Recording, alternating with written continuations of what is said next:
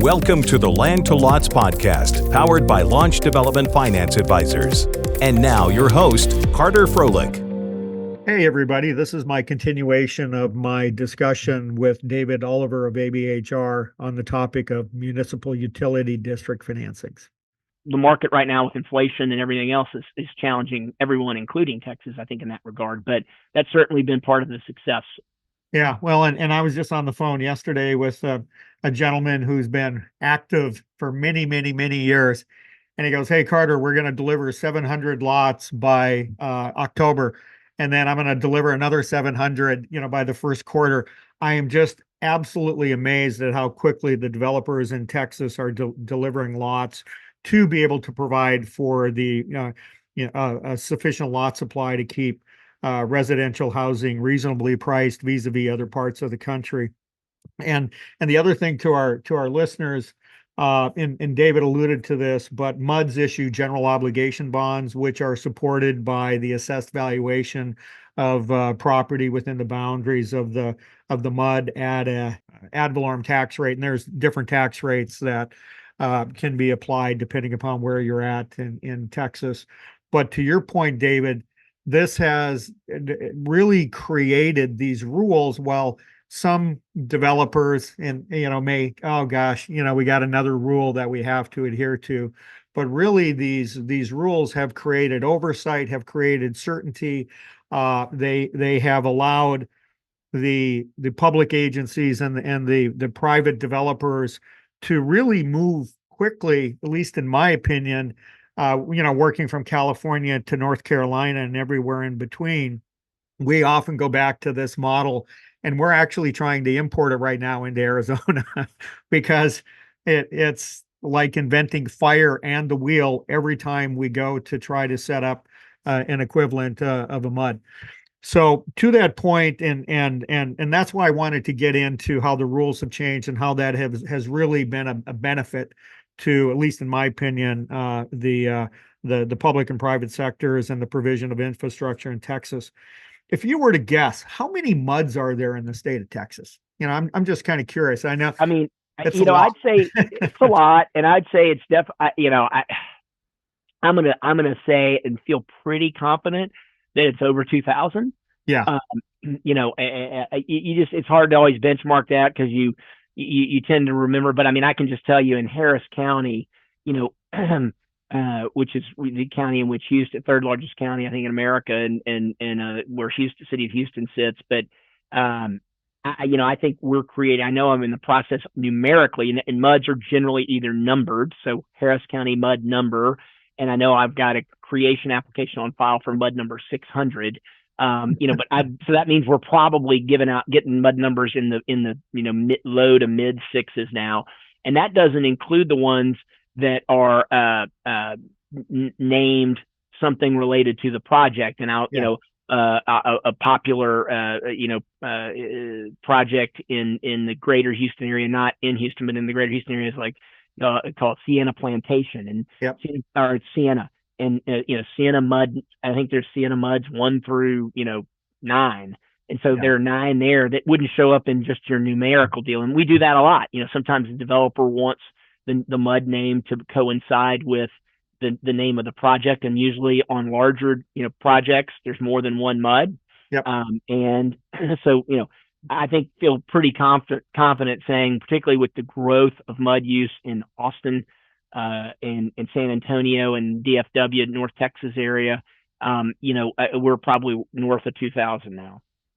And I'm gonna have you pull another number out of your hat, David. So on average, if I can use that term, what would you say the quantity of new money deals are on an annual basis in Texas or Houston? Yeah. I'd say it's in Texas. I'm going to guess new money deals. It's probably north of $3 billion a year. Yeah. I don't think that's a far stretch. I think that's probably about right. Yeah. If you said, can you give me a range that you felt confident in, I'd probably say 3 to 4 billion. Yeah. And I want our listeners to really let that sink in. That's a year. That's a year. $3 to $4 billion of financing for the development, commercial, industrial, master plan communities to finance infrastructure. And just think about that, how many roads, water, sewer, drainage facilities that is, and it really gets to, what's going on in Texas right now. It's just absolutely mind-blowing. And let me switch. So there's another financing mechanism that we hear about a lot, and we utilize at launch for our clients, and in addition to MUDs and MMDs, and that's a PID. Could you compare and contrast where a PID may be applicable, or how it relates to a MUD, pros and cons of each? Sure, be happy to. And as I alluded to earlier, just like a MUD is a vehicle that has evolved to meet needs. A PID's another financing mechanism that's out there. And like everything, as we talked about earlier, you said you're going to talk primarily about MUDs and that they're near and dear to my heart. That's primarily what we do. And I would tell you that, I think generally for, large residential development, a MUD is a superior model, and I say superior, it's just the better model for the project and the developer, and I'll explain a little bit more of that. But a PID, is another tool in the toolbox, and there are reasons you would choose to use them. And I'll talk a little bit about that. MUDs work very well, and let's compare and contrast. Mm-hmm. MUD, as I mentioned earlier, is a political subdivision of the state. It's governed by an independent board of directors who are elected, and it generally, is able to move very quickly. And I think that has been a hallmark, as you said, of districts. They are there and are successful. Their success is closely tied to the success of the developer and the development project. So they're going to work as hard as they can to move projects.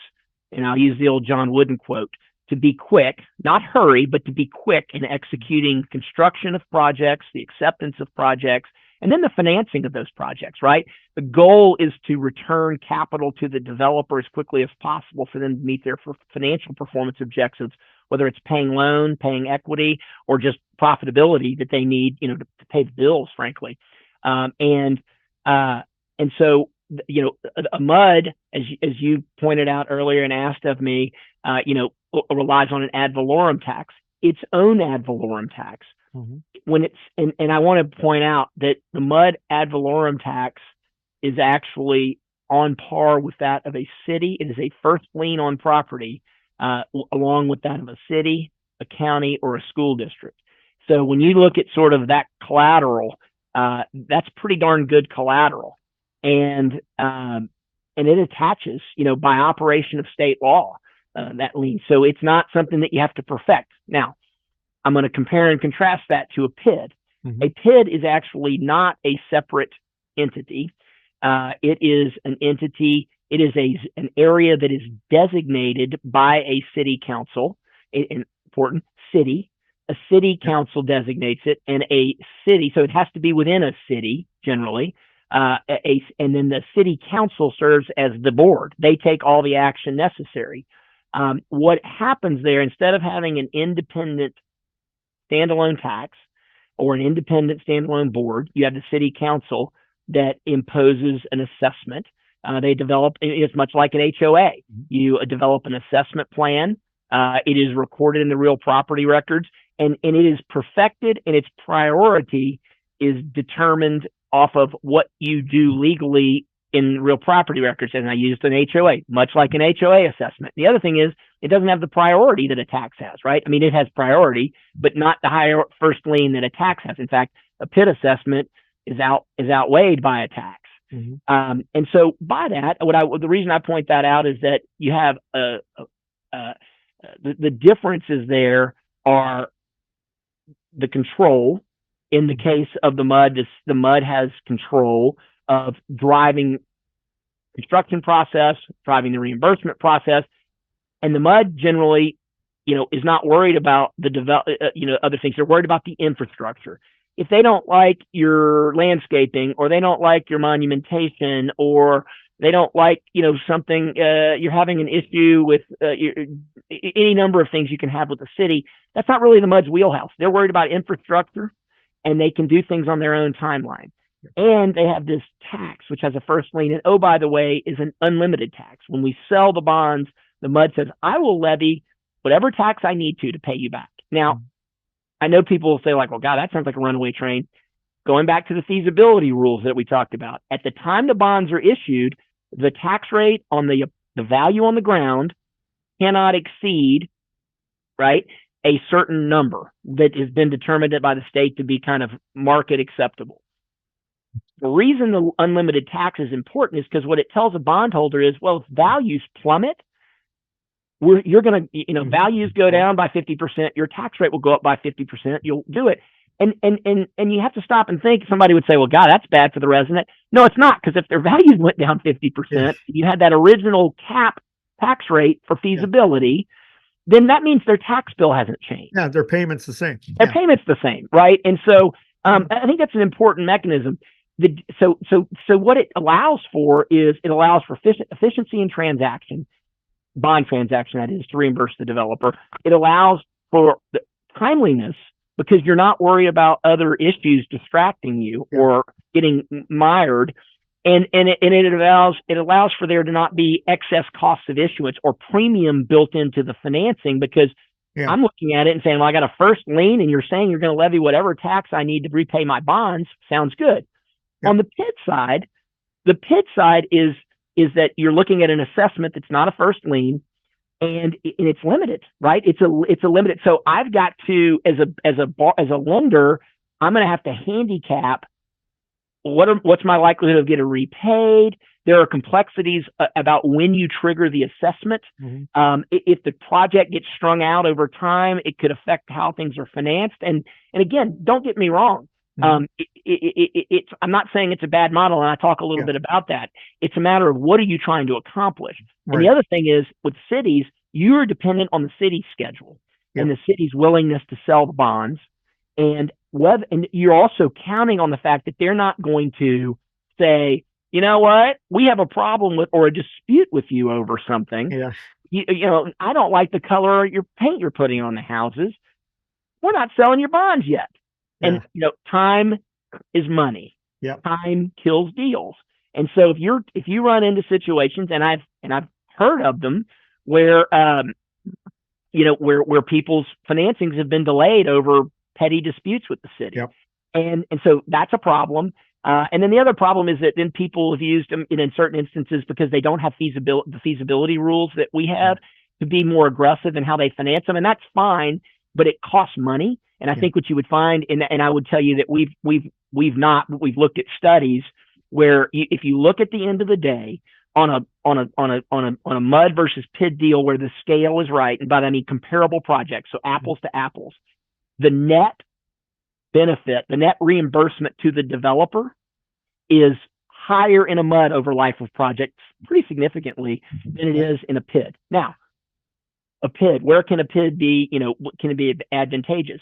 If you don't have enough land, I mean, in a MUD, there are costs. You're talking about operating a system. You're talking about, running it as a separate governmental agency. There are some costs associated with it. And so, there's a size issue. And it's not necessarily geographic size. It's valuation size, where it can feasibly, you keep hearing me use the term feasible. Is it feasible to operate the MUD and to finance in a way that based on the value created, because that's the collateral, right? The tax on the value. Is it feasible for that to make sense? It could be that you've got a decent sized tract, but a lot of low value homes. Maybe it doesn't work. Maybe it doesn't pencil on the value. So maybe there a PID assessment works better. The other side of the equation could be small parcels. Where it's not big enough to justify a MUD. And so you say, look, let's scale this down and use the PID assessment model. And there, something's better than nothing. It may be more expensive, but what if the MUD just doesn't work? Well, and the PID does. Go for it. The other thing is where we've seen it is oftentimes you use the MUD for sort of big picture financing, and then there's a PID overlay, and you use the assessments not to finance, but to pay for some improvements or some maintenance as you go. And so I think you have to be real careful not to on either side. And I've heard, and I try not to be. I try to be apples to apples. My duty is to give my clients advice and help them understand and make good decisions. And so I think what I would say is just make buyer beware and make sure you know what you're getting into in both instances. Right. And understand what your objectives are and how those tools can either independently work to meet your objectives or be used together to meet your objectives. Yep. And we're really agnostic, when it comes to MUD, MMD, PID, TERS, 380, 381. And really we're flipping over those puzzle pieces. And since we did the second transaction in the state of Texas after the law changed for PIDs, Whisper Valley and Indian Hills, where we literally were building out of bond proceeds, over the years, my experience with the PIDs is that it is getting more and more bureaucratic, time consuming, expensive. And in fact, now I just recently, the city of Austin changed their PID policy where they require 17% of the PID proceeds to go to the city. And so, and what you're seeing, Carter, is what you're seeing and describing are concrete examples of what I'm talking about is, the cities get involved, and what do? It's what they do with development. They start then putting policies and procedures in place, and then they want their take. And that's what you generally see is, and then their take, and then their policies and procedures not only slow you down, but they add cost. And when you add cost, it just, at the end of the day, it's a zero-sum game. And so that's just net dollars that can't go in the developer's pocket. And I want to be careful when I say that. When I say go in the developer's pocket, that's not net profit to them. That's reimbursement for actual costs expended.